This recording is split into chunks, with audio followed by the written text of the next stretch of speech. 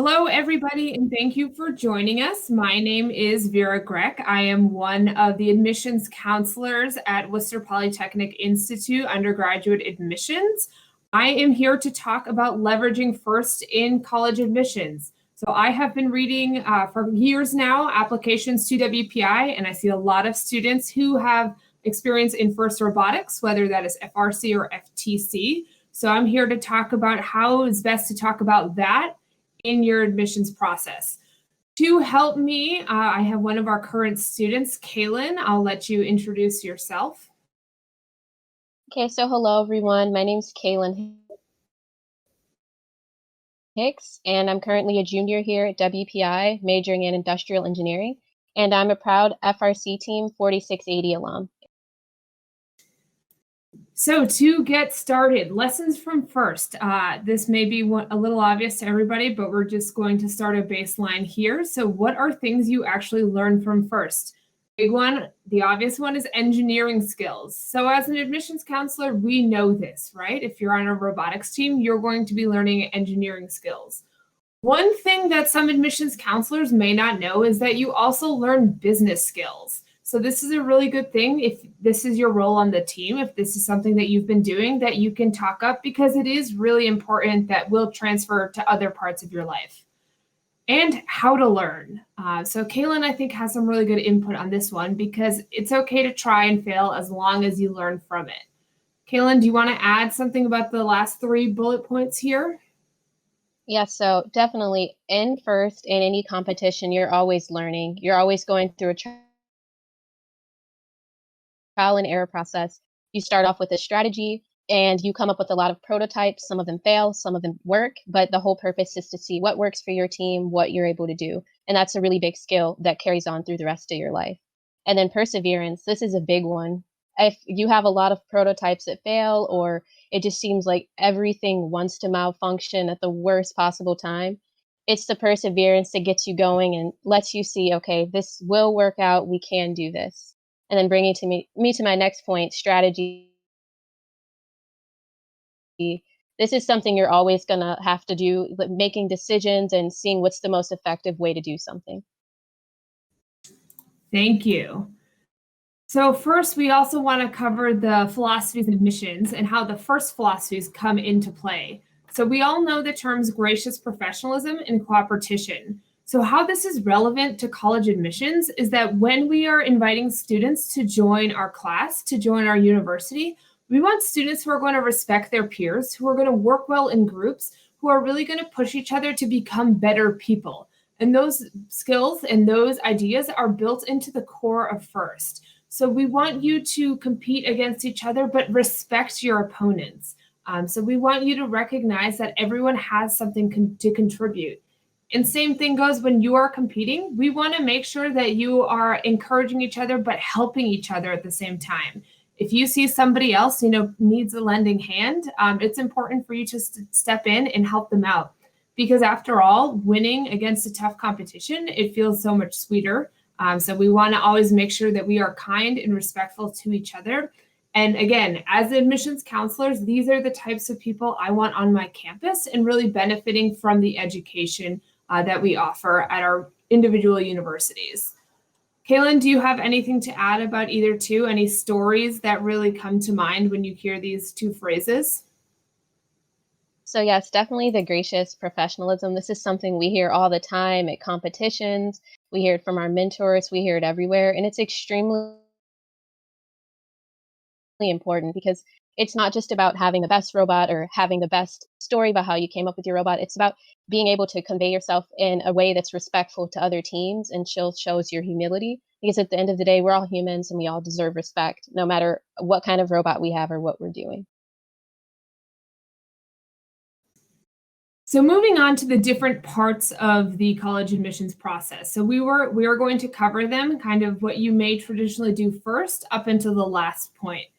The first thing that comes to mind is the college interview. So generally you will do this before you submit your application.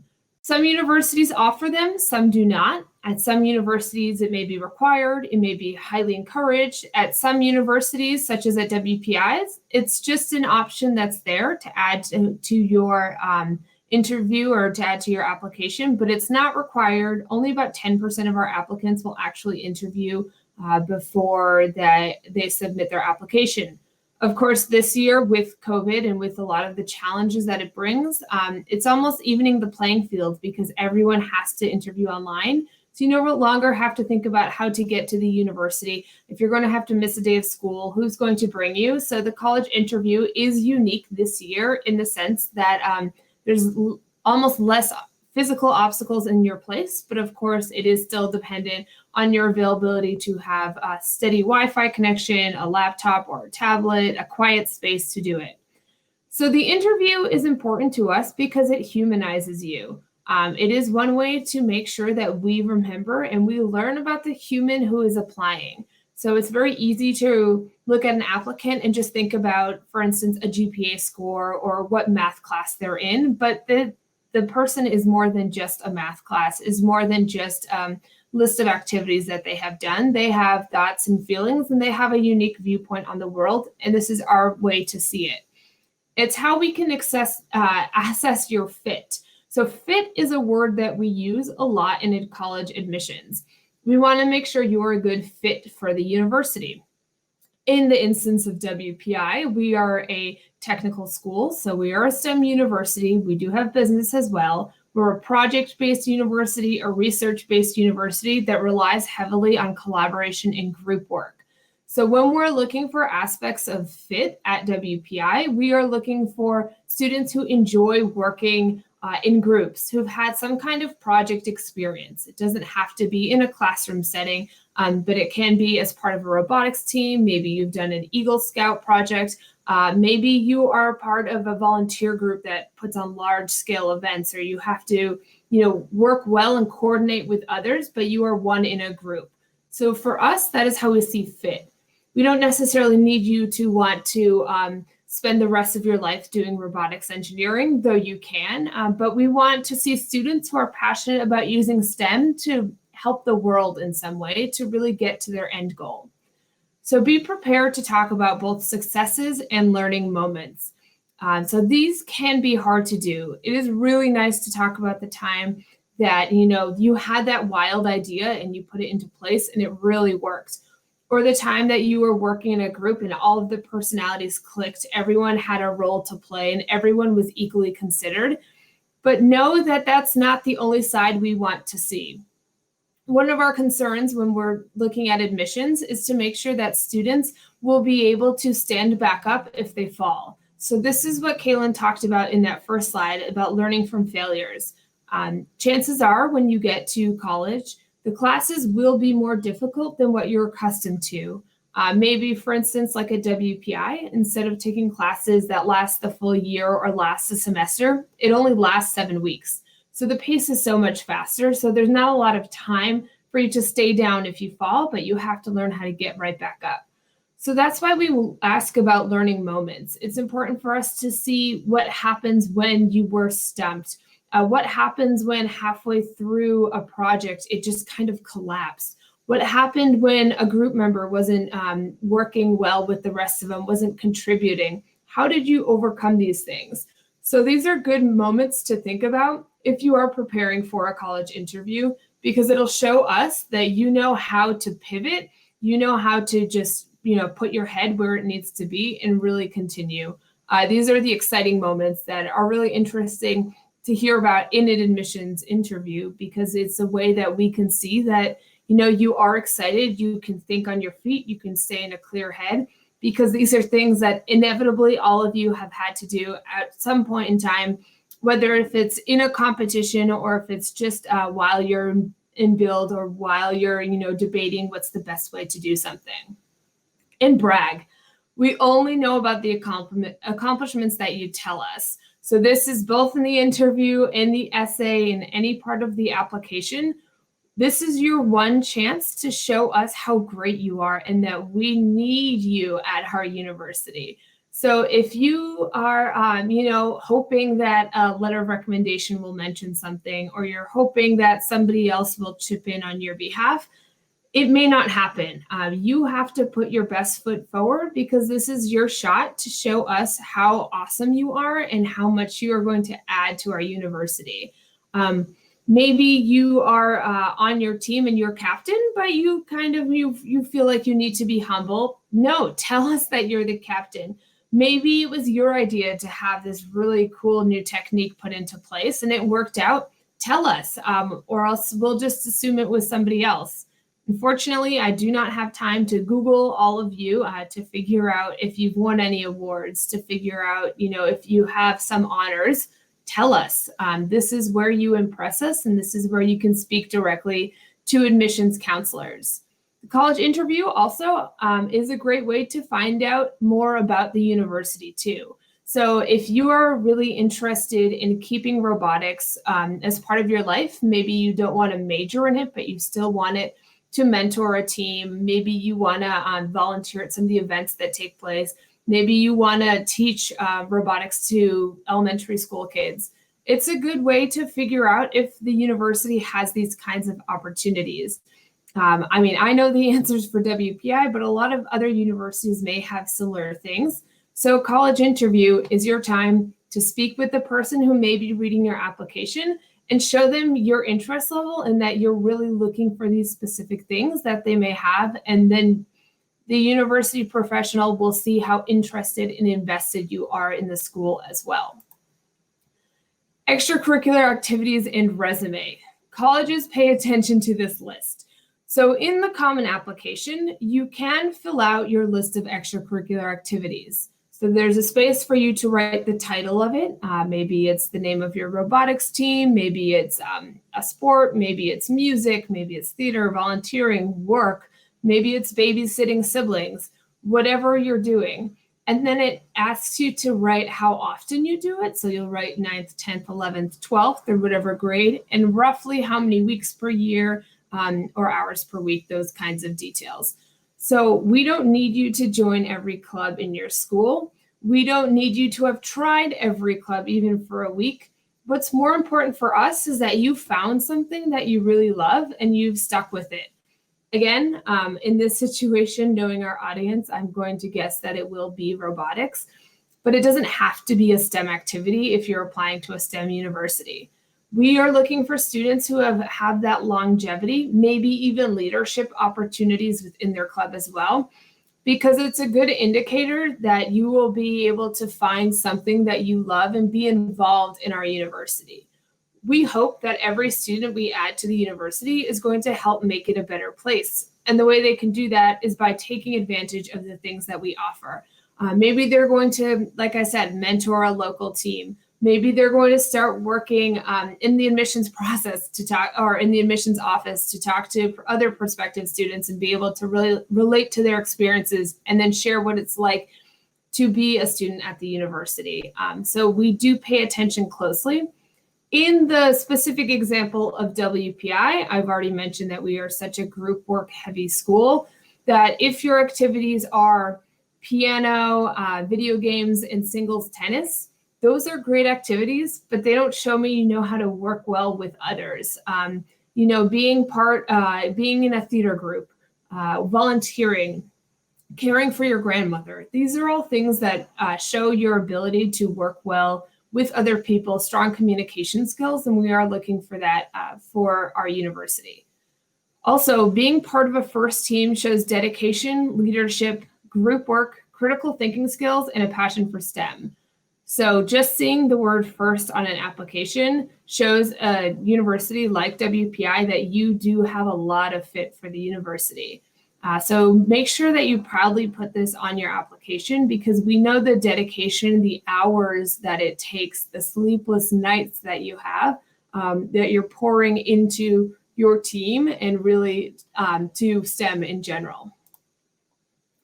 Next is the college essay. I feel like the college essay has so much pressure about it. You've probably been hearing about it for years. I'm here to say that yes, it is important, but I don't want you to lose sleep over it. The college essay is important because it allows you to speak directly to the admissions counselor. This is your voice, so it should be something that you want to talk about. Maybe the pressure is so high that you don't even know where to start. Think about something that is so important to you that you couldn't imagine your life without it, or something that when you think about it just brings you joy, whether that is robotics or something else. So we want you to write about something that is really essential to you, because at the end, we want to learn about you in the essay. So if you're writing about something that you're passionate about, it will translate to us. It will make it more engaging for the counselor. We'll be able to tell. Don't write about what we think you want us to hear about. It is your essay. So don't think, oh, well, this is a university where I want to study engineering, so I must write about engineering. That's not the point of it here. Write about what you love. If you have an ant farm, write about the ant farm. I've read about somebody had a Bitcoin farm in their barn in their backyard. I've read about so many wild things before. It doesn't have to be a STEM essay because it's a STEM university. Maybe it's about a sibling that you have. Maybe it's about a grandparent or a mentor. It doesn't matter as long as you tie it back to yourself. So I'll say one of the biggest mistakes that I see in the college essay is that you focus more on someone else or something else and you don't tie it back to yourself. I know that one of the hardest things that you can do in writing is to really reflect and really kind of pour yourself out there and make yourself vulnerable, but we are looking to admit you to the university. We're not looking to admit your entire team. We're not looking to admit your mentor. Just you. You're the one who's interested. You're the one who's applying. So your essay should reflect you.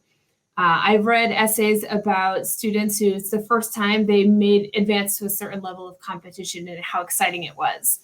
But it didn't really teach me about them. It taught me about their team.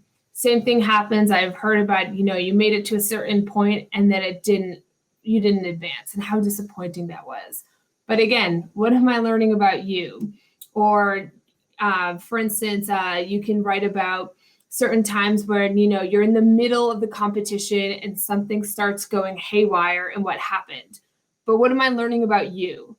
So I hope you're seeing these trends, that this is supposed to be really it's your chance to speak to us. I cannot emphasize enough how interested we are in the human applying, not just the GPA that's applying to the university. And then again, like it says here, go beyond the resume. Write about an experience, not an activity. So you can tell a story about a day. Don't just list your list of activities, because we already have that somewhere else in the application. So make sure you're not duplicating your efforts. The college essay also goes to every school you're applying to on the Common Application. So that's a good thing to keep in mind, that make sure you don't write a specific university's name inside of it. It's good to keep it generic there, because I'm assuming you're applying to more than one university. I have seen students write their essay about one school, and it is a little bit awkward when you read that and it's not your school. Different universities may have supplement essays, so this is a chance for you to speak directly to the university and address the specific things they have there. So the college essay should not be directed to a university about a specific university, but the supplements should be exactly that. You should be speaking directly to what programs exist there that excite you, the structure of the university, the different opportunities that come with the university. And then finally, and I cannot stress this one enough, proofread. Please proofread. We're not expecting you to be PhD in literature degrees, but we are expecting you to capitalize the word I, to indent your paragraphs. So these are just little things that when I'm reading the college essay, you can really pull me out of it and I get distracted. And then I stop learning about who you are. So I know there's a lot of stress around like the hook sentence, and you really want to pull the admissions counselor in. I'm more concerned about the body of the paragraph. So I want to learn about the rest of you. I don't want just one flashy sentence and then an okay essay. I care more about the content, as long as the grammar is checked. So you can have somebody else look at it. You can bring it to your English teacher. Maybe you want to bring it to a parent or a peer, somebody to just look at the grammar for you. make sure when they're correcting it, they don't overcorrect it and turn it into their essay instead of your own essay. It should still sound like you read it at the end of the day. Keep in mind that there are other written parts. So if you have somebody else over edit it, that it no longer sounds like you, we will notice when we read the other things that you've written in the application. So it should still sound like your voice. Again, we're not expecting you to be award prize winning authors, but you should be able to tell a story in a grammatically correct way. I told Kaelyn this story yesterday, but when I was writing my college essay, I was applying to schools. There's a lot of hype around it. My whole family was talking about it. They were like trying to give me ideas of what to write about. So much so that my mother decided to write the essay for me. And it was, to this day, the entire family still talks about this. It was not good. It was not me. My mom wasn't the one applying to school. I was the one applying to school. So if there's a family member that is wanting to play a big role, make sure that you remind them that it's you who's going to school. You're the one who's going to be studying there for 4 years. So it should be you doing the work to get there. So that is something that can happen. I can speak from it firsthand, but yes. So I don't mean to overstress the essay, but again, it just should be you at the end of the day. Scholarships. So with FIRST, you have access to a lot of different scholarship opportunities. A lot of schools want FIRST alums for all of the reasons that we've said before, that you are know how to work well in teams, that you have really good problem solving skills, that you have already engineering skills and business skills, and you know how to be respectful of your peers and how to push each other to greatness. These are qualities that we want. There are over 200 scholarship providers and about $80 million available in scholarship money just for students who participate in FIRST. The website is here if you want to find all of them. WPI specifically, we do offer a couple as well, including 2 full tuition scholarships that we award each year and some runner-up prizes. So some of the scholarships may have different conditions. What you may have to do to apply for them could be different. But we are looking for, innovation. We are looking for group thinkers. We are looking for people who are trying to use STEM to make the world a better place. And I think that is at its core what FIRST does. So as I mentioned before, FIRST is a really good fit for universities. So Kaelyn, I'm going to ask you to jump back in to take over. So to talk about your first skills in college. Also, as a fun anecdote, this photo here is from World Championships in St. Louis in 2017, where Kaelyn, as an applicant to WPI, met me. We took a photo together, and she actually ended up finding it for this presentation, and then I had to add it, of course. But Kaelyn, what first skills have you used in college? So yes, definitely that was a fun memory. So one of the biggest skills I've actually learned is learning how to work on a team with, different skill sets and strengths. So in FIRST, in any competition, in any team you're on, there are most likely going to be different subsets to your team, whether it be your marketing team, your controls team, your mechanics team, and all of you speak different languages in a sense. For me, I was on the controls team, and a lot of the time I did not know what was going on with the mechanics side and vice versa. But basically, you're all trying to work towards the same goal, to have a working robot. So no matter if you're marketing for the team or anything like that, you have to know how to communicate with other people who may not exactly know what you're talking about or have the same strengths as you. And this definitely carries over into college. For me, since WPI is so project-based oriented, I've worked on so many different teams with so many different people who had different skill sets and strengths, even within my major. For one project I worked on in my major, we had someone who was very good at more of the editing and making the presentation look good, and then some people who were better at doing the writing. So we all had to communicate together and learn how to work together so we could actually have a good presentation in the end. And this brings me to my next point, which is strategy. So no matter what major you go into, no matter what college you go to, you're always going to have to know how to make good decisions and decisions that have really logical reasons for why you came to them. And for FIRST, this is a really big thing. I know most teams spend a good amount of time planning how they're going to compete in the competition, what they're going to actually do, what plans they have, how they're going to get points, and what kind of robot they're going to make. And this is really good skills that you're going to need in college. And especially me being in a STEM major, like for industrial engineering in particular, there's always an analysis part of it. There's always okay, look at the data, but why are you getting these answers? What can you see from it? So that could transfer to any major, any college. And then next, basically first, a big lesson is the goal-driven and deadline-driven kind of component of it. So I know bag day and stopping build day has changed since I was in high school, but I remember we'd have the 7 weeks to build the robot, and then it'd be time to present our robot and go to the competition.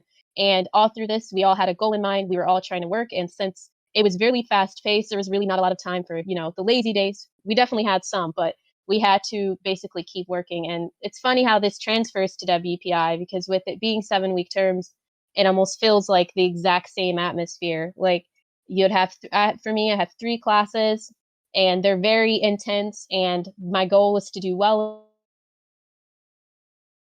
in them and learn a lot in them. So it's also the 7 weeks and doing well in there. And then aside from the technical skills, you might not really realize it, but in FIRST, you gain a lot of interpersonal skills, and mainly in communication. So in every part of the robot building process, you're gonna need to know how to communicate with people. You can make the best robot ever, but if you can't really explain to the judges, if you're at a competition, how you got there, or if you can't even explain to your prospective alliance members what your robot does,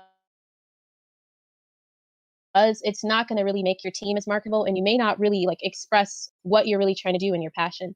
And interpersonal skills, mainly communication, you're going to need that in all components of your life, no matter what major, like I said earlier, and what college you go into. And this has basically really been helpful for me because when I was on my FIRST team, I remember usually being the person who was speaking for the team or representing the team, whether it be like a radio type interview or on TV.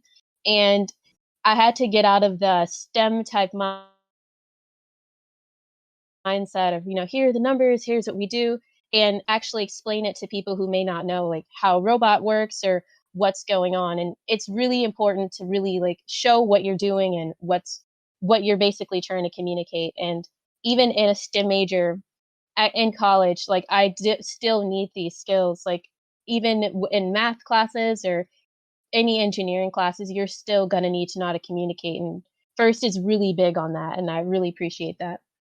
And then another less big one that we don't it's really hard to think about when we're in the moment is not being so competitive that you miss the learning experience. So it's only natural, it's only human to want to win all the time. And on my team, that was our goal. We would feel like we want to win, and we want to win, we got this. And then sometimes we didn't. But we had to really take in, wow, we made it this far. We got to meet a lot of other teams. We got to do a lot better than we did before. And we learned a lot. We met a lot of cool people. And that's a really big thing. It's really about the learning experience. And you'll definitely see when you get to college that it's not really much of a competitive atmosphere anymore. Everyone has their own goals and their own strengths. And we're all in this, in a way, together. Even though everyone's doing their own thing, we all want to learn and we all want to get to where we're going. So it's not really a comparison of, oh, my GPA is this better than this person's or anything of that nature. It's just really learning in whatever you're trying to do. And then the biggest one, the biggest takeaway, similar to my other point, is success isn't just about winning. So it's easy to think that just because you win something or just because something goes right,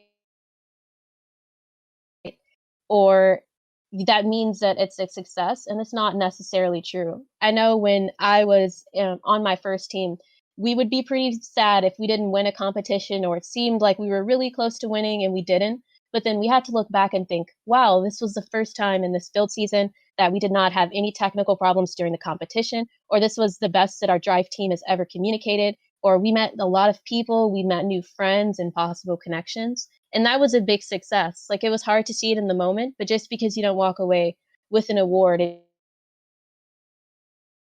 it doesn't mean that you didn't win. And you'll definitely see this in college. For me, I've switched majors a couple of times. I originally came in as a robotics engineering major, and after trial and error and taking some classes, I saw that it was not for me. And it still was a success in a way because I learned a lot. I met a lot of nice people in the major, and I got to learn something new. But I necessarily didn't get the grade I wanted in those courses. But it was still a learning experience. And you may take classes that are harder in college or out of your comfort zone, but as long as you're learning something and it means something to you and you're going to apply it, that's all it's really about. And that's a really important first skill. And that's pretty much all I have. Yeah, so I just want to say, make sure that you are your own biggest cheerleader, your own biggest advocate. As I said at the beginning, brag about yourself. So we are lucky that at our university, about 13% of our students are FIRST alums. So, that's more than 1 in 10 students on our campus have participated in FIRST robotics. So we are very familiar with FIRST in our admissions process. We know the time, the skill, the energy, the communication skills that you'll bring out of it. So it's important to us that we see it and we hear about it in our admissions process because we really value students who participate in FIRST. The average acceptance rate of a student who participated in FIRST is higher at WPI, and that's not because of FIRST.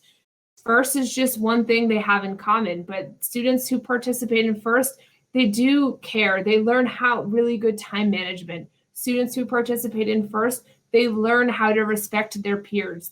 So they do group work well, which ends up leading to better successes in their academic classes. So there are a lot of trickle effects from FIRST that as admissions counselor, when we start pulling data that we see at our university.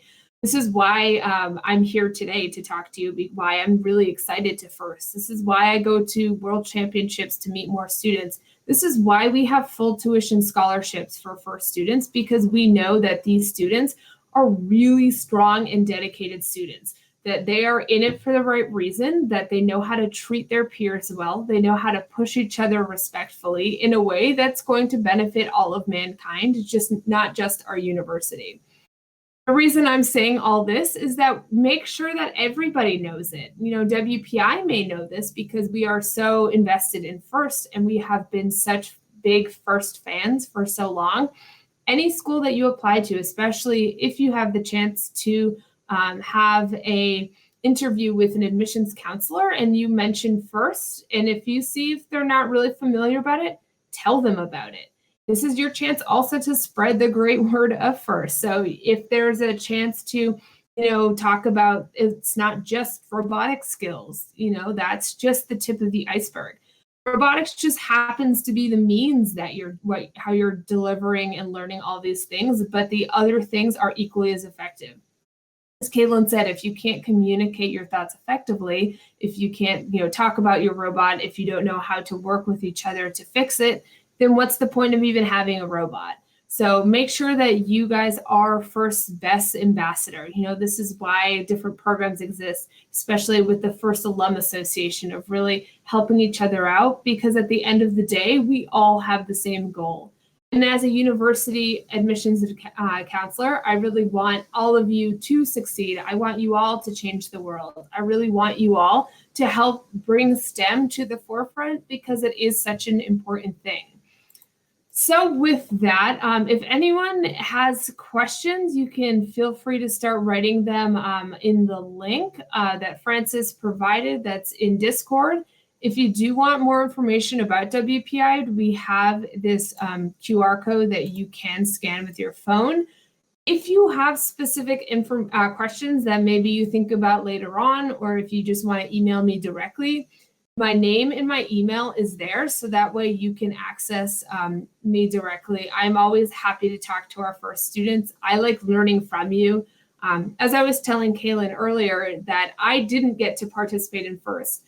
Everything I know from FIRST, I've learned from the students who are in FIRST. I ask them questions. I'm curious. I go to the competition when we host it at WPI. I have the privilege to be able to go to championships as well. I've been able to speak to some Dean's List winners and really see what their experience is. And, how important their impact has been on their local community. I read the scholarship essays where I hear about how students are, bringing STEM education to elementary schools, how they're bringing STEM education to women, how they're bringing STEM education to those who may not have readily available access to it.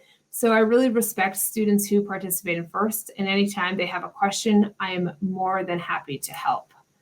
So looks like we have questions coming in. Number 1, do I have to spin learning moments to be positive? If I talk about my failures, won't that hurt my chances? I don't think so. The reason we ask about it is so that we can learn if you've had any. If you've never had an obstacle before college and then you face your first difficult class, I want to know how will you be able to recover from it? If you've had an obstacle and maybe it's not spinnable, but you're still in the college interview, that means you did overcome it. So I don't need you to, put in but then I learned time management and I stopped procrastinating and that's how we saved the day. That's not necessarily true. All of these skills we all are working on and perfecting over the course of our lives. It's not something that's just one day going to happen. So we're all works in progress. So you don't need to be able to spin. You're not giving yourself a sales pitch of you and of your experiences. We're more interested into you as a human because we know everybody has had mistakes. Everybody has stumbled. So yeah, don't worry too much about the polished and there's a Disney line that you can put at the end to really show that you've overcome it. I'm more interested to make sure that how you dealt with the situation. Maybe the problem wasn't salvageable in the end, right? Maybe something happened with the team that year during build and then it just wasn't a good season. That's okay. Things happen, but you survived and you kept with FIRST. You didn't give up because of it. So I think that's more the important part. I don't want to have a student come to WPI, take classes, freak out, and then just stop. We want to make sure you're going to be able to keep going. The next question, do I need an interview to be accepted? How soon should I try to schedule one? So for our university, you do not. Only 10% of our students interview before applying. And of the students who interview, it's not like you're going more likely to be accepted. Only do an interview if you are comfortable with the format. If you find it intimidating, you're too nervous, just don't do it. That's completely fine. You also don't need to pretend that you're a bubbly extrovert, because if we were all that way, the world would be an overwhelmingly loud and scary place. We are all different people, so you don't need to, pretend. Or I really get disappointed if a student talks about a weakness that they may have is that they're an introvert. I mean, that's not a weakness at all. Just because I happen to be an extrovert doesn't mean you have to be one either. So the interview is a way to talk about yourself. We do them in a way that is more to learn about you. It's not to evaluate you. So we take notes just so that when we read the application, we have more of the human picture of who you are. But we don't do it so that we can say, whatever comments that may hurt you later on in the application. So the interview is 100% optional for WPI. Other universities have their own policies. Unfortunately, we are booked completely for the fall. Our situation is unique, so we start interviews this year. I think we started in May or June. The seniors or rising seniors could interview, and the deadline to interview is October 23rd. The reason we have an October 23rd deadline is because starting that next Monday, it is full-time application reviewing for us because we have a November 1st deadline. Other universities may have a longer period of time, maybe into even January to interview. Unfortunately, that's not our motto. So do not worry if you were not able to sign up for an interview. That is okay. Again, only 10% of our students interview before applying, and it is not making or breaking a admissions decision in any way. So the next question. Should I join extracurriculars to have a better chance of getting in, or should I just focus on activities I'm passionate about? Focus on activities that you're passionate about. do not fill your day with things that you don't care and you think you need to do for a college application. I think we can tell pretty well, especially if, it's one thing that you've done for 1 year, maybe shown up for 3 weeks, and that was the extent of it. Of course, if you want to try new things and see if it's a good fit for you, then go for it. But don't do something just for college admissions. I think there's this really big myth about the students who do the most extracurriculars are going to be the students getting in, that you have to do sports, music, volunteer, like you have a checklist of things you need to do. You realize that everyone's different. The reason we want you is because of your unique point of view and your unique set of skills and passions. So we don't want you to be like everybody else.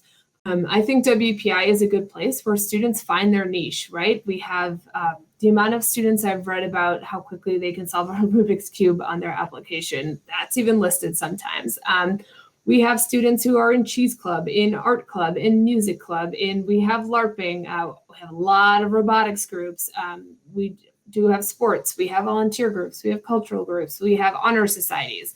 So there's so much variety that you don't need to try to fit into a certain box. If, once you get here, if we don't have something for you, you can start your own club. We are all for you being an individual. So stay true to yourself. Don't try to join every club that you're not interested in. Again, we know how many hours go into robotics. In case you're scared that the admissions counselor doesn't know, as I mentioned earlier, you'll fill out how many years you've been doing something and how often. So, if you're just meeting 1 hour a week is one thing, but I have a feeling maybe this year's different.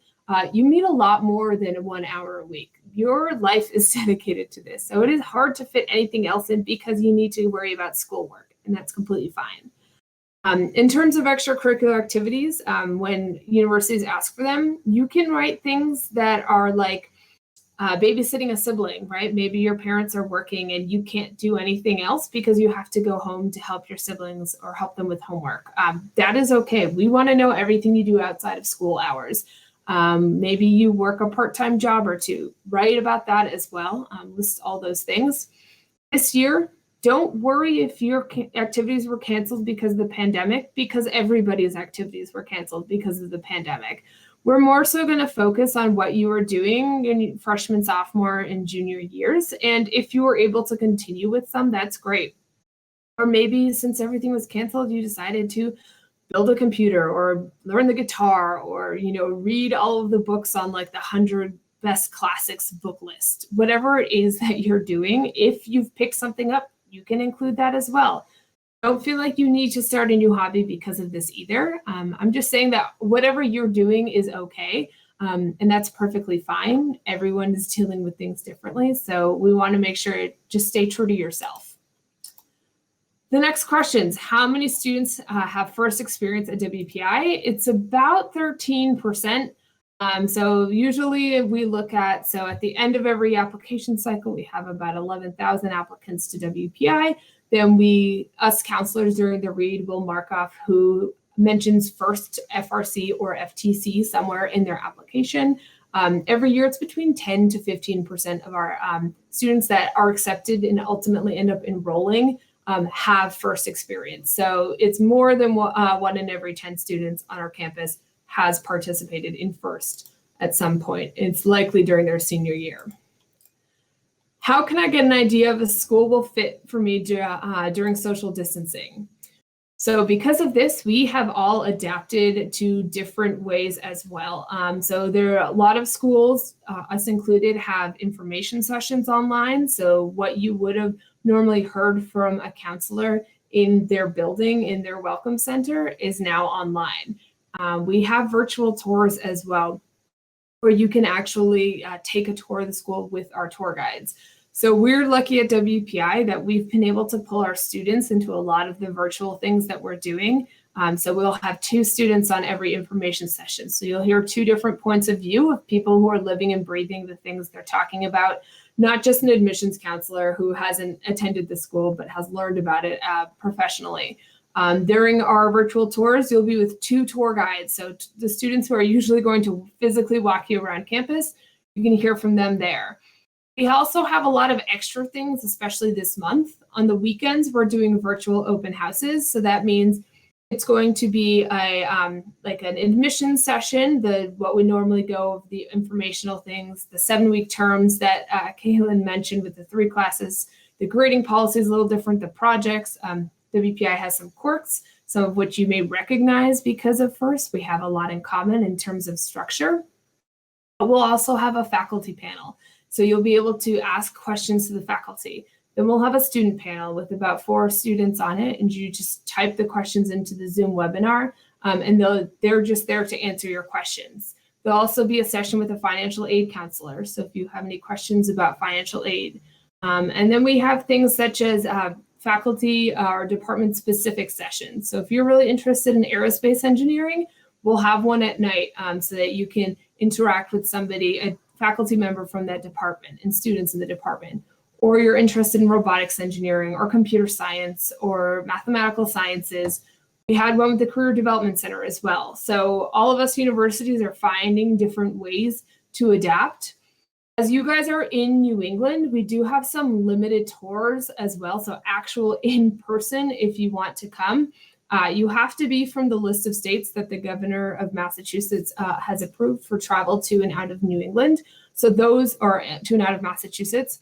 Those are on our website, so you can see the tour dates. We don't have many left. Again, on November 1st, we dedicate our time to application reading, but past November 1st, we still will have some of the virtual sessions as well at nights. My team may not be registering for FRC this year. Can I still apply for the WPI scholarships? So I don't want to give a concrete answer on this because we are still waiting to see what happens. We don't know how many teams will be participating. We don't want to discredit you because your team made a decision. We also know that this year it's not a unique robot. It's not a unique gameplay. So it's going to be a lot of dependent on what happened last year. So I don't want to give a definitive answer. We're still having talks in the backgrounds of this, but we are doing our best to do right by the students. So we want to make sure that you are not unfairly punished because of your team or because of a global pandemic. So I'm still not giving a firm answer, but they're trying to do fair and just by the students. Next question. Is FTC or FRC more meaningful in the admissions process? Does FRC show up better? No, we do not say one is better than the other. They're so different, you can't compare them. Kaelyn and I also had a conversation about this earlier this week, where there's a lot of really great benefits that come from both models, and likely is that you didn't choose the model you're in, so we can't compare the two. I mean, there's a reason why FTCs and FRC have completely different games and don't compete against each other. It's so different. So I'm not going to say one is better than the other. We look at both differently, but we know that both are going to have collaboration skills. You're going to be learning those engineering skills. You're going to be learning communication. You're going to be learning problem solving. You're going to be learning strategic decision skills. A lot of these things come from both of them. You know, gracious professionalism is important in both of them. Cooperation is important in both of them. So there's not one that's better than the other. What are good questions should I ask of college admissions officers? So good one. So yesterday, I actually had 2 interviews where the students asked so many great questions. So doing a little bit of research on the website of the university before you interview is a good idea so that you can ask specific questions about the university, not just are classes hard, but is taking 3 classes over 7 weeks difficult? Because that's a very specific question to WPI. The way that we do our interviews, in case anyone is signed up for one, it's a model where we have 2 people. It's usually a counselor and a student, so you can hear both of our perspectives when you ask questions. I don't know, Kaelyn, if you want to chime in since you are also helping us with interviews right now, but good questions will also be things like if you're really passionate about something that you do in high school, maybe it's you're also do karate and you want to know, does karate exist? Or ooh, I really want this major. Is there a way I can email with a student who participates or has that major at your university? We can do things like that for you as well. But you should always have some questions. Write them down. You can bring that piece of paper or have them on your laptop screen, whatever is easier for you. Just having questions as a baseline shows to us that you're taking it seriously and that you have prepared for it. So there are a lot of things to think about, right? So questions that we're going to ask are going to be like, tell us about your high school. What classes are you taking? What's the best class you've had and why? Have you done any projects? And then like, tell us about a time that projects went well. Tell us about a time where they just didn't go well and how did you overcome that? Strengths and weaknesses, those kinds of things. We're not trying to trick you on any of our questions, but we want to make sure that you're going to be a good student for WPI. And then sometimes your questions will be answered during the interview, but it's always good to, or ask about the city that we're in. You can ask about, what do students do on the weekends? You can ask about, you can ask about the food if you want. But try to make sure there's at least one or two questions that are very specific to the university. This is what I say about our supplemental essays as well, but everyone loves to be loved and flattered. So if we know you've done the research, then that's good. That means you're interested. We want to make sure that students who are applying and students that we're accepting are interested because, of course, we want every student who is accepted to come to WPI. So make sure you do some specific research. I don't mean hours of research. I mean, spend 30 minutes on the website for the interview. Kaelyn, do you have anything you want to say about questions in the interview, as you mentioned that you've been helping us with them? Yes, I definitely agree, especially for since it's a college interview, this could possibly be the place where you spend the next 4 years of your life. So it always looks good if you want to know what's going on, or Vera was mentioning, if you participate in a club and you would really love to continue doing that in college, maybe ask, do they have this here? And if they don't, maybe that could be your way to, start something new. But it definitely shows interest, and it seems really cool, to have a lot of questions, because like I said, you're probably, if you were to be admitted, you would be here. So, to get as many questions, and this is your chance to also ask and see if you're fit too. If, you get the questions answered and you're like, okay, this sounds great for me. Yeah, we're both looking for fit. We're looking for your fit for the university, but you're also looking, does the university fit me? So it's a two-way street here. So you need to make sure you make informed decisions. Kaelyn, we have a question for you specifically. Did FIRST prepare you at all for WPI's projects? Maybe if you want to talk about the projects first as briefly as possible, because there are many. And then did FIRST prepare you for a project-based school? Yeah, so just talking about the project, so just within the WPI plan, there are 3 built-in big projects. So there's the humanities project, where you do, at the end of taking 5 humanities classes, there's a 6th class, which is your capstone for humanities. And then there's your interactive qualifying project, which is an interdisciplinary project where you're solving a problem somewhere and you're working with people from different majors. And then there's your major qualifying project, which is within your major, and it's taken senior year, and it's basically a culmination of everything you've learned in a project scheme. And then for me personally, I've only completed my humanities project so far, and I've done a lot of mini projects within each of my classes. Every IE class I've taken, there's a big project component in it. And I would definitely say FIRST did prepare me in that sense, because I was already used to working with people from different skill sets and different backgrounds. So it was just second nature to me. And especially with, as I was mentioning earlier, how WPI has the 7-week terms. And then when I was in high school, how the build season was the exact same. So it just seemed like the same exact conditions for me. And it almost felt while we're doing the project, it's almost a mini competition in a way, how it would be for build season, okay, we're all working together. Let's plan out how we're going to do this. This is how everything's going to go. And I think no matter whether, if you participated in FIRST or not, a lot of WPI students have that collaborative team-based mentality. So you'll definitely see it's second nature. So that was our last question. Thank you, everybody, for participating, asking questions, for listening to us today. Again, email me any other questions you have. I spent so long talking about how we're making sure that we see the human who is applying to WPI, but we're also humans who are reviewing applications. So you've already heard from me. I'm one of about 15 counselors at WPI. So know that you can always reach out. No matter what university it is, they want to hear from you. They want to hear your questions because it shows you're interested. So just never fear to reach out and always advocate for yourself. Brag about yourself. We want to know how great you are because we want the great students to come to our university. So thank you, everybody. Enjoy the rest of your day here. And I'm so excited to read your applications and to hear from all of you and to see what kinds of questions you have for us in the future. Good luck.